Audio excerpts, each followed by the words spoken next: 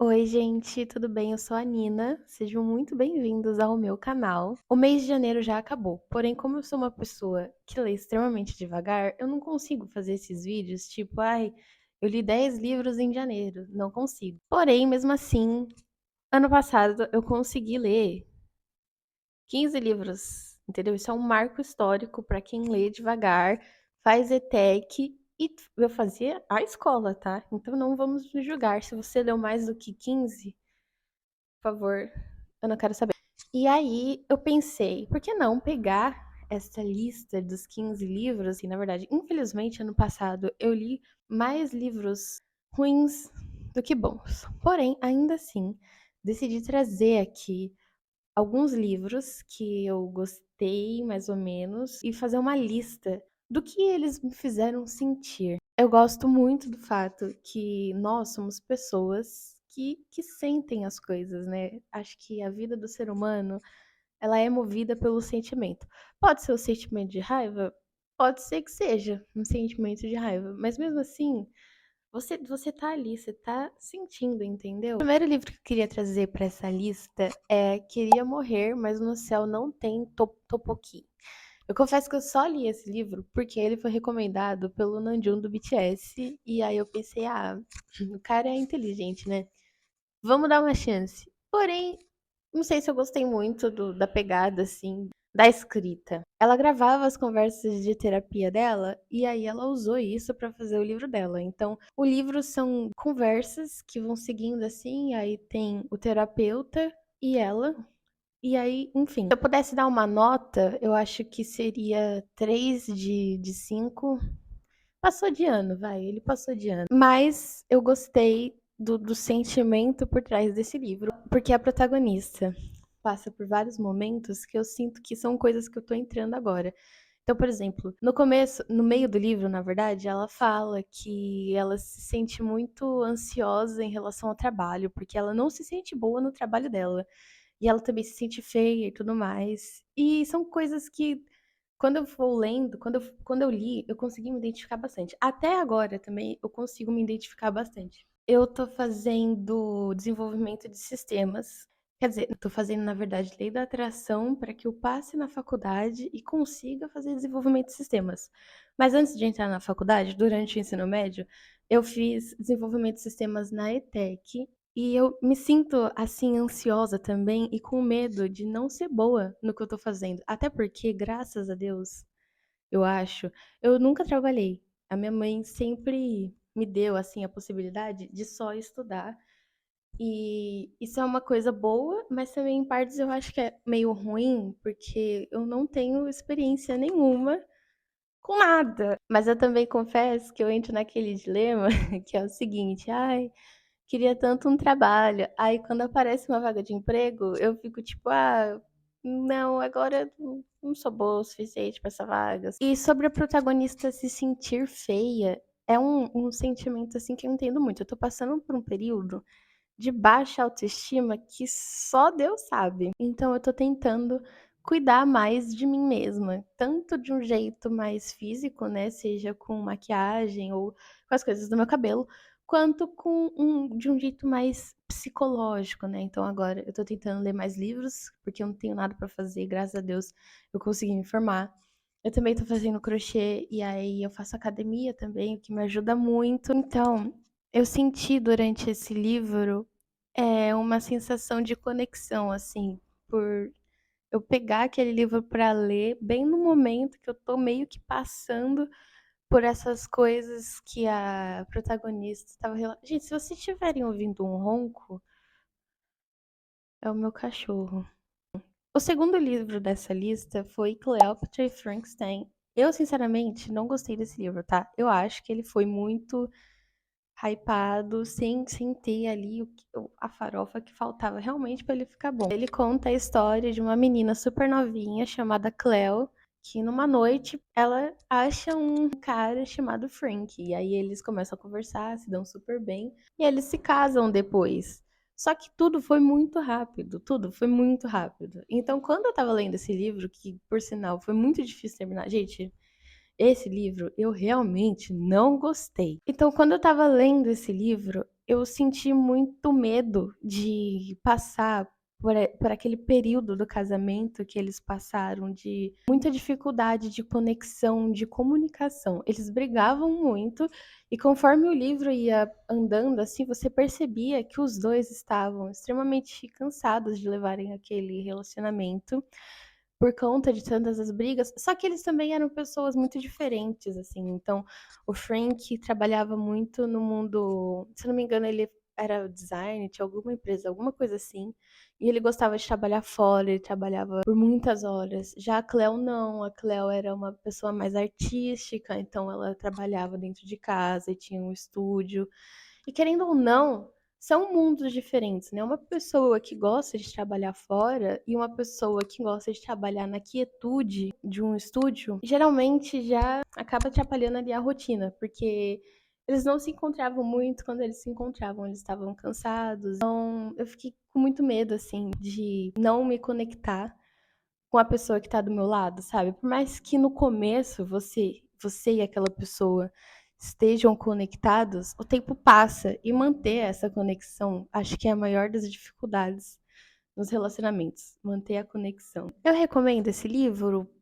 Não, não recomendo. Eu particularmente achei ele muito chato de ler, então eu não recomendo. E o pior de tudo é que ele é grande, então ele é chato e grande. Mas ainda assim, tô tentando não largar na mão dessa autora, e aí eu comecei a ler As Irmãs Blue. Então eu tô tentando pegar na mão dela e falar: ô minha filha, por favor, mostre aí que você tem potencial. Então vamos criar uma terceira guerra aqui, por favor, tá? Se você gostou desse livro, o terceiro livro, que eu acho que foi o melhor livro que eu li no ano passado, é um livro nacional. O nome é A Palavra que Resta. E esse livro, gente, ele é espetacular. Ele fala sobre a história de dois meninos gays que moram no interior, e na época era uma homofobia ali muito grande, muito grande. Até que esses meninos, eles se apaixonam e eles começam a namorar em segredo das famílias, porque as famílias eram extremamente preconceituosas.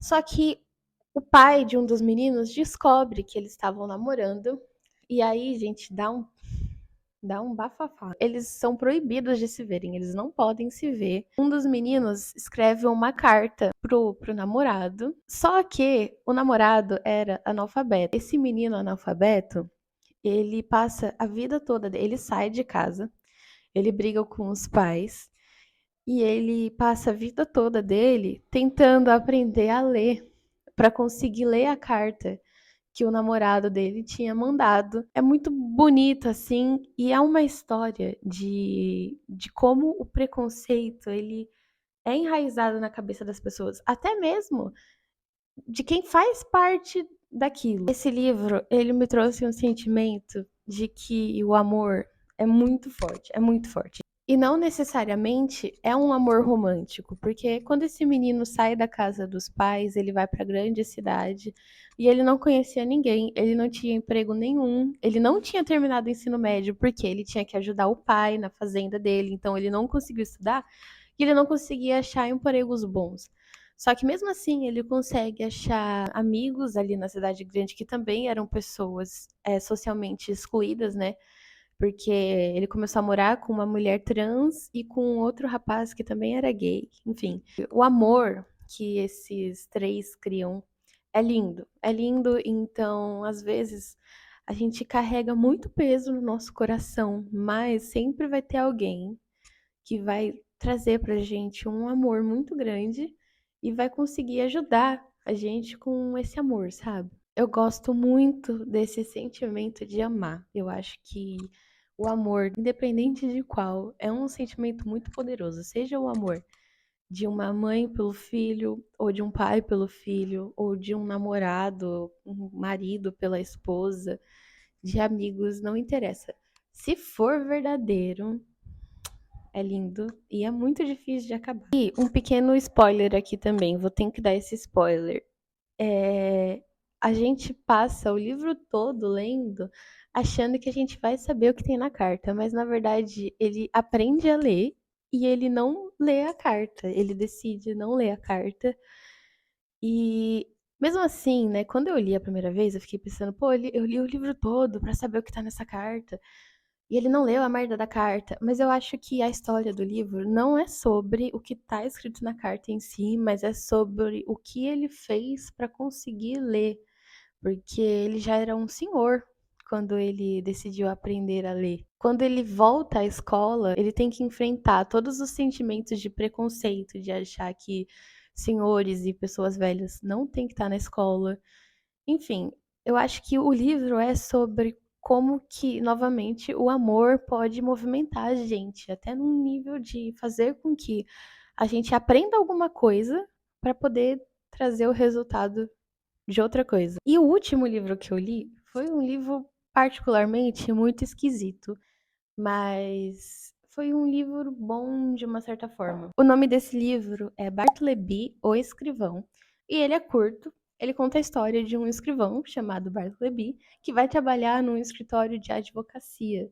Até que um dia ele fala que ele prefere não fazer o trabalho dele, que é ser escrivão. Só que a situação vai piorando, porque o Bartleby chega num nível que ele não quer fazer nada. Ele não quer comer, ele não quer sair do trabalho dele, ele não quer fazer nada, literalmente nada. Esse livro, ele é escrito pelo chefe, não pelo Bartleby. A gente vai acompanhando a revolta do chefe por ter contratado uma pessoa que não quer trabalhar, vira num sentimento de preocupação, porque chega numa hora que o Bartleby, ele prefere nem comer. Essa é a frase que ele usa. Prefiro não fazer.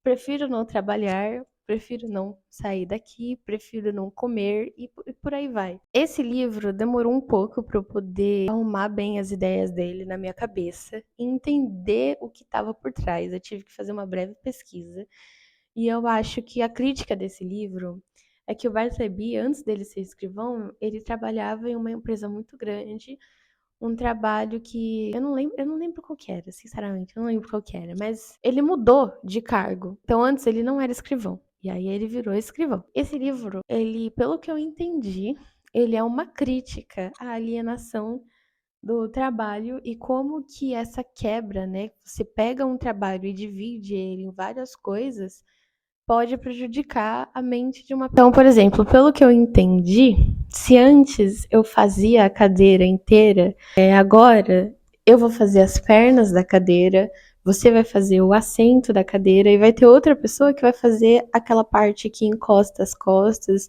Então, o trabalho ele foi dividido. Isso, de uma certa forma, é um pouco ruim, porque quando o trabalho é dividido, o trabalhador, ele não consegue colocar o preço que ele acha justo, entendeu? Porque se só eu faço a cadeira, eu sei quanto tempo demora para fazer essa cadeira. E aí eu vou cobrar um valor que eu ache justo pela cadeira que eu fiz. Eu acho complicado porque temos atualmente os artesões.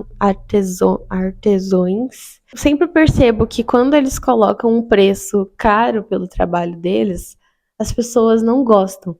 Mas, gente, vocês precisam entender que a pessoa, você tá vendo o resultado final. Então, se eu tô te vendendo uma cadeira, você só vai ver a cadeira. Mas eu, que sou artesã, eu não vejo só a cadeira. Eu tenho que comprar os materiais da cadeira. Eu tenho que comprar tudo. E depois eu tenho que montar a cadeira. Então, acho que isso, sim, é um pensamento pra gente refletir e não julgar os artesãos. Quando eu tava lendo esse livro, eu senti um sentimento muito forte de ser infeliz no que eu tava fazendo também. Muitas das pessoas acabam abdicando do que elas gostam porque não dá dinheiro. E se não dá dinheiro, a gente infelizmente não come, não tem onde morar e nada dá certo. E a gente já tem que escolher uma coisa que a gente tem que trabalhar e às vezes é um modo de trabalho muito desleal. O brasileiro tem que trabalhar muito e ganha pouco e tá tudo muito caro. E além disso, a gente ainda tem que abdicar das coisas que a gente gosta, porque a gente não tem como manter aquilo, a não ser que você seja um rico, né? Mas, enfim. Mas é isso o vídeo de hoje. Eu espero que vocês tenham gostado. E se vocês quiserem compartilhar comigo algum livro que vocês tenham lido e trazido algum tipo de reflexão para vocês, eu vou adorar ver. Então, coloque aqui nos comentários. E eu vejo vocês no próximo vídeo.